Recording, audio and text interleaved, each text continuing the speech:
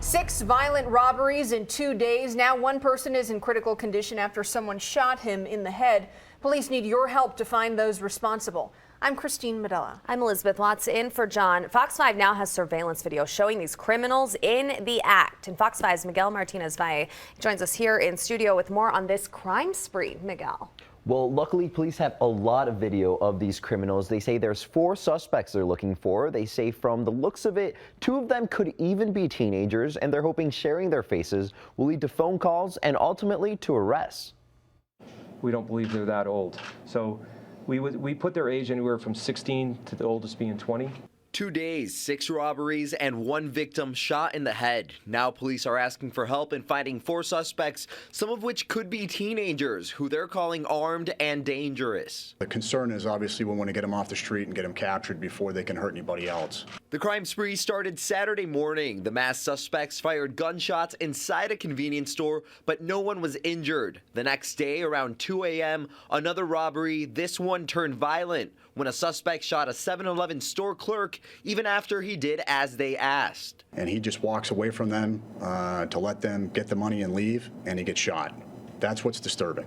Friends of the employee tell me the victim has 6 kids and works 2 jobs. Police say the suspects got away with $26 and a pack of cigarettes from that robbery. Very small amounts of money and cigarettes. So we have a group of young men out there with very violent behavior. This senseless crime has some in the area feeling scared, especially since the suspects remain on the run. We've had a lot of that in this neighborhood as of late.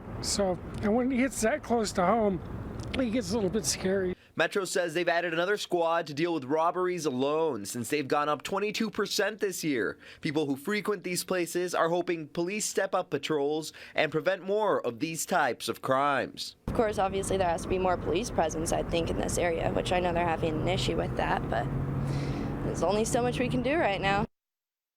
Police are working with other employers around the valley in order to establish safer practices and kind of give them tips on how to keep themselves and their employees safe.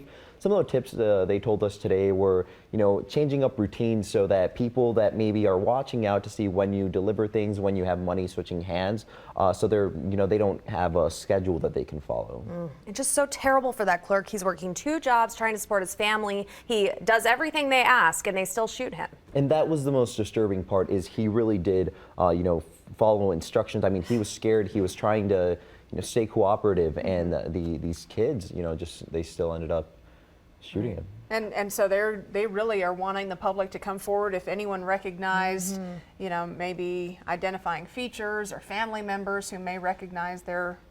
Yeah, they're hoping for help on this one. They're saying the Lee's Liquor, if you remember, It was the public's participation that really ended to those arrests, and they're hoping that this video really gets that out there, gets faces out there, and leads to another arrest. Yeah, Miguel Martinez-Valle, thank you for the report tonight. And police also urging gun owners to keep their weapons secured. They say there has been an increase in gun thefts, and the last thing we need is more weapons in the wrong hands.